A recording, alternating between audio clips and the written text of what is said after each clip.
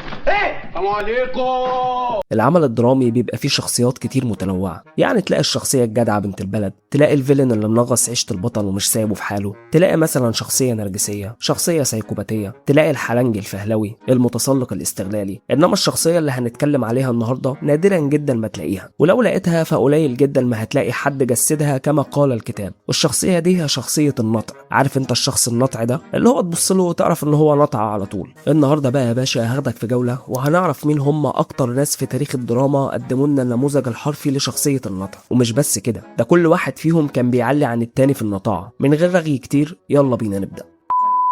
أول حاجة لازم نعرف يعني إيه نطع. بص يا صاحبي، كلمة نطع دي أصلا اسم قطعة جلد كانت بتتفرش زمان تحت الشخص المحكوم عليه بالإعدام عشان تمتص الدم وكده، لكن بصراحة مش عارف إيه علاقة القصة دي بالمعنى اللي بقينا نستخدمه حاليا للكلمة. النطع في لغتنا كمصريين بقى معناها باختصار الشخص اللي عايش على قفا غيره، يعني تقدر تعتبرها كده ميكس ما بين الشخص البجح والاستغلالي. النطع شخص اتكالي ما يهموش أي حد في الدنيا غير نفسه، وأي علاقة بيدخل فيها بيحاول على قد ما يقدر يطلع منها بأكبر المكاسب الممكنة وعلى حساب أي حد حتى لو نفسه. أول مثال معانا أو الليفل الأول في النطاعة هو نبيل ابن الوزير في لن أعيش في جلباب أبي. الحقيقة أنا بحترم في نبيل دونا عن باقي الشخصيات اللي معانا إن النطاعة بتاعته كانت مدروسة، كان مخطط لكل حاجة، هو منشن وعارف عايز إيه بالظبط. وعايز أقول لك إن نبيل هو أكتر شخصية كان عندها مبرر للنطاعة بتاعته. إيه يعني لما حماه يصرف عليه أو يشتري له شقة أو عفش أو يعمل له فرح على حسابه؟ هو حماه ده حد غريب يعني؟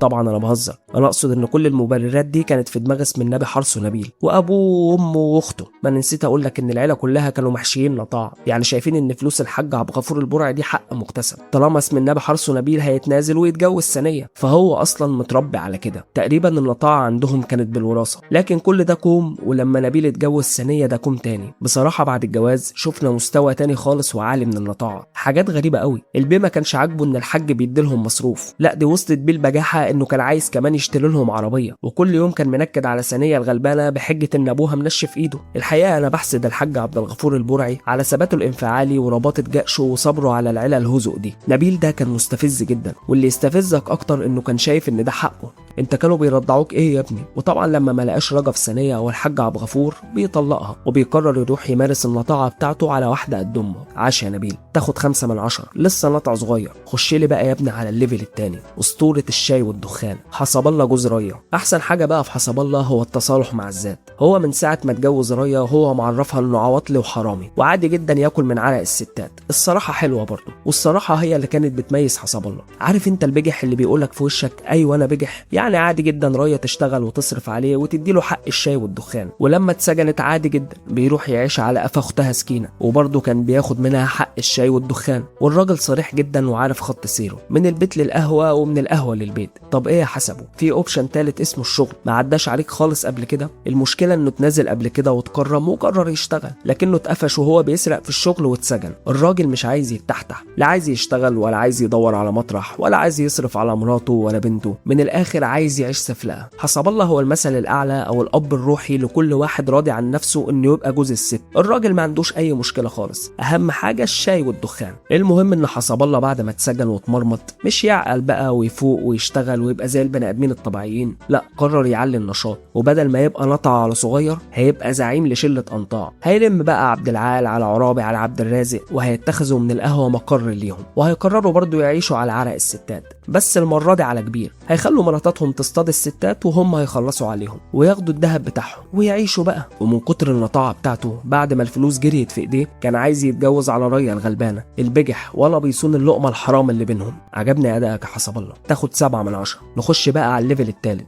زاهر او زهورتي يا باي، جوز ام مديحه مرات الحاج متولي التالتة. زاهر ده بقى حاله خاصه، ظاهره تستحق الدراسه. يمكن لو بصينا لنبيل او حسب الله يا اخي ممكن نحط لهم مبررات، كل واحد فيهم كان ناطع بس على مراته، انما زاهر ده كان بيستنطع على جوز بنت مراته اللي هو ما تعرفش منين بيودي على فين. ورغم ان الحاج متولي كان ناطع برضه، لكن زاهر ده كان ليفل تاني. اول حاجه بيلف على واحده قد امه، تاني حاجه بيوهم كل اللي حواليه ان عنده ورث كبير قوي في سويسرا. بس انتوا طبعا عارفين ان الناطع بيبقى عنده حته كده هقص، لو تلاحظ دايما بتلاقيه فشار ومهنتف وبيرسم الاونطه على كل اللي حواليه. زهورتي ده بقى كان كينج في الحته دي، واللي كان بيساعده على كده مديحه، الست الملزقه اللي كانت اول مشاهدها ما بتيجي كانت بتجيب له خشونه في المفاصل. تالت حاجه بقى بيشتغل عند مديحه بنت مراته، وبيقعد بقى يترسم على الموظفين ويشغل الاونطه عليهم. ومن لطاعته بعد ما مراته خلصت فلوسها عليه بقى يزقها على بنتها، مره عايز عربيه ومره عايزها تزود له مرتبه، وبيقوم معلي على نفسه في اللطاعه وبيخون مراته ويتجوز عليها ويعيش على قفا مراته الجديده، وفي الاخر بيطلق الجديده والقديمه وبيلف على واحده جديده وهلم جره. زاهر ده بقى هو النطع الاونطجي اللي بيجيب رجل الست بالهجص والفهلوه مع لمسه كوميديه خفيفه تخليك تضحك على نطاعته. والميزه برضه في زاهر انه كان بيبقى عارف ان كل اللي حواليه مش طايقينه، بس هو كان غتت، كان بيفضل يعافر لحد ما ياخد اللي عايزه. الوحيد بقى اللي كان فاهمه كويس هو الحاج متولي، ما هو شقاوه قديمه بقى، خبره في النطاع، بس زاهر كان امين جدا في شغله وبيستنطع على اخر نفس. فيا ريت يعني كل واحد فينا يشوف شغله بامانه كده زي ما زاهر كان بيستنطع بضمير. اقسم لكم بلدنا دي هتروح في حته تانية. نخش بقى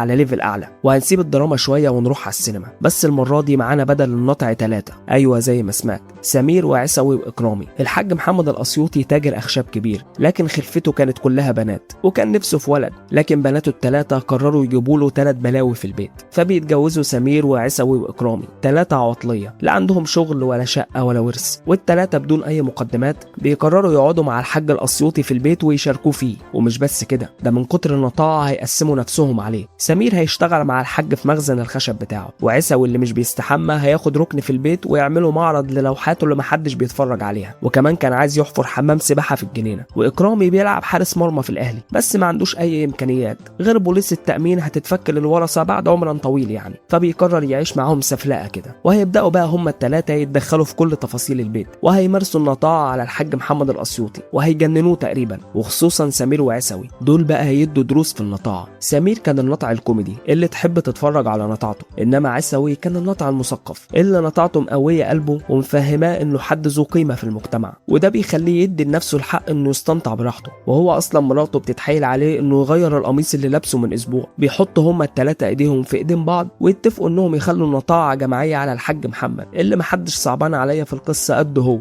الميزه بقى في نطاعه الثلاثي انهم كانوا واخدين الموضوع ببساطه، يعني اقتحموا على الراجل بيته وعاشوا معاه، واكلين شاربين نايمين صارفين من فلوسه ولا كأن حاجه حصلت. الموضوع بسيط جدا. فانا من موقعي هذا احب احيي الثلاثي ده واقول لهم شابوه بصراحه، لان فعلا كل واحد فيهم كان ناطع بشكل مميز. تعالى بقى نخش على ليفل الوحش، بابا المجال وعم الشغلانه، حاجه كده زي المعلم رشدان في سلاحف النينجا، البروف اللي يدي كورسات في النطاعه. اقدم لكم عم طاهر، شيخ الحاره في عباس الابيض في اليوم الاسود. عم طاهر ده بقى حكايته حكايه، ده بقى نطع بس على كبير، خبره سنين طويله، حتى بقى لها سنين في الملاعب وبتمارس النطاعه عن خبرات. عم طاهر عنده ميزه اضافيه مع النطاعه وهي التطفل وحشر المناخير. قاعد على القهوه لا شغله ولا مشغله، وكل اللي بيعمله انه يبص على اللي رايح واللي جاي، ما بيسيبش حد في حاله. ومن ساعه ما عباس او سيلوت في رجليه خطه الحاره وهو حالف وراسه 1000 سيف لا يجيب قراره. ومش بس عباس، ده كان قارف الست مهجه في عيشتها، شقته في وش شقتها، وبيدي الدرس الوحيد ابنها. وكل شويه بقى يسمع عندها خناقه يحشر نفسه، يشم عندها ريحه طبيخ يحشر مناخيره. الراجل مقيم معاهم كفرد في العيله، نطاعه كده. ده غير انه كان عايش بقى دور كبير الحاره اللي كلمته لازم تمشي على الكل. الميزه بقى في عم طاهر انه كان واخد كل حاجه بالفهلوه، كان فاكر انه فقيق وجهبذ عصره واوانه وما جابتوش ولاده، وعايش لك دور المحلل السياسي، وهو اصلا هجاص كبير وكل تخميناته بتطلع غلط في الاخر، وكل الناس بتهزقه من اكبر راس في الحاره لحد وحيد الطفل الصغير. بس رغم كده عم طاهر كان دمه خفيف وتحسه واخد النطاعه عن دراسه، كان بيدرس ويحلل كل الحالات قبل ما يتدخل، ويوم ما يتدخل كان بيبوظ الدنيا خالص. فعشان كده عم طاهر يستحق يكون رقم 1 معانا. وبس يا سيدي، دول كانوا مؤسسين علم النطاعه في الدراما والسينما المصريه. انت بقى قول لي في الكومنتات لو في شخصيات تاني انا ناسيها، وما تنساش ترشح لي افكار نعملها الفتره الجايه. ومعلش هستنطع عليك واقول لك خد لك لفه في القناه، انت مش خسران حاجه يعني. اشوفك على خير يا صاحبي، سلام.